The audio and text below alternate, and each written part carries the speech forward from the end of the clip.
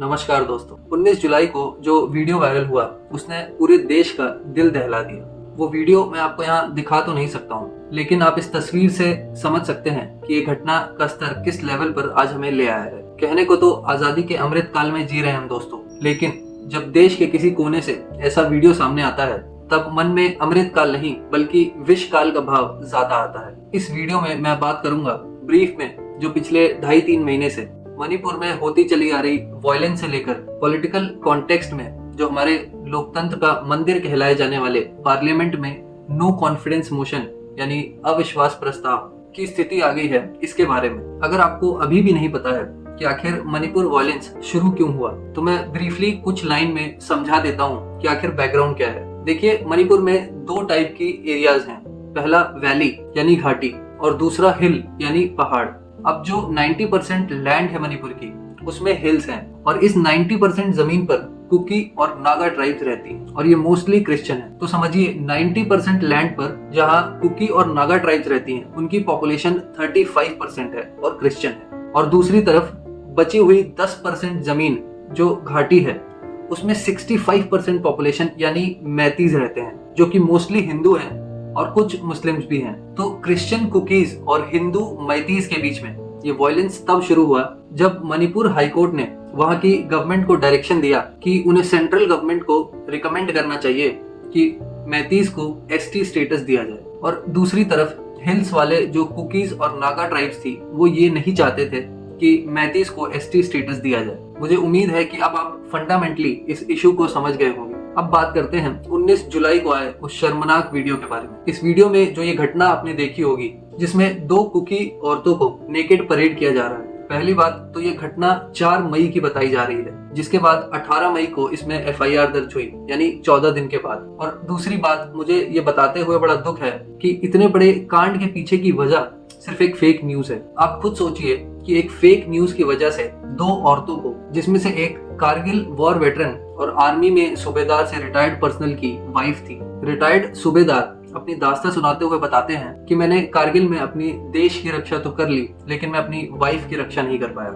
और इस बात के बाद ये कहना गलत नहीं होगा दोस्तों कि हम एक सभ्य समाज के रूप में फेल हो गए। खैर, इसके बाद chief justice of India DY Chandrachud अगले ही दिन 20 जुलाई को सुओ मोटो कॉग्निसेंस यानी स्वतः संज्ञान लेते हुए सेंट्रल गवर्नमेंट को और मणिपुर गवर्नमेंट को स्ट्रिक्ट एक्शंस लेने का डायरेक्शन देते हैं और ये भी कहते हैं सुप्रीम कोर्ट को अवगत कराया जाए उन स्टेप्स को लेकर जो अभी तक लिए गए हैं गवर्नमेंट के द्वारा मणिपुर वायलेंस को प्रिवेंट करने के लिए या कंट्रोल करने के लिए, and supreme court will take action if nothing is happening on the ground. इसके बाद फाइनली 79 डेज के बाद आखिर में हमारे प्रधानमंत्री नरेंद्र मोदी चुप्पी तोड़ते हैं मणिपुर वायलेंस पर, और क्या कहते हैं आप सुनिए। साथियों, मेरा हृदय पीड़ा से भरा हुआ है, क्रोध से भरा हुआ है।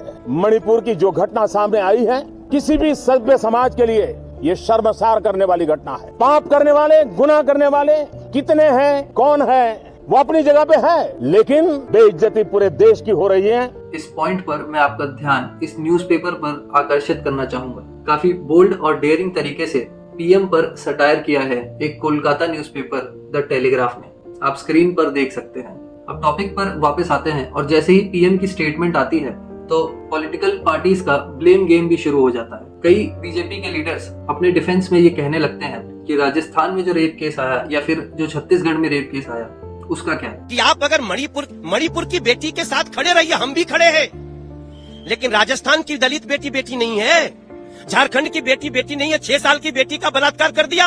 ऑब्वियसली क्योंकि ये दोनों कांग्रेस रूल्ड स्टेट हैं, लेकिन मेरे हिसाब से यहाँ ऐसा नहीं होना चाहिए। मैं ये नहीं कह रहा कि राजस्थान या फिर छत्तीसगढ़ के केस पर संज्ञान नहीं लेना चाहिए, लेकिन मणिपुर और बाकी केसेस में डिफरेंस है। मणिपुर का केस कम्युनल वायलेंस यानी सांप्रदायिक हिंसा और सिस्टमिक वायलेंस का है। इसे कंपेयर नहीं करना चाहिए छत्तीसगढ़ या बंगाल की घटना से जहां पर लॉ एंड ऑर्डर का इशू है। इन सब के बीच पार्लियामेंट में 20 जुलाई से मॉनसून सेशन भी स्टार्ट हो गया और ऑपोजिशन पार्टीज पार्लियामेंट में मणिपुर पर डिटेल्ड डिस्कशन की मांग करने लगी।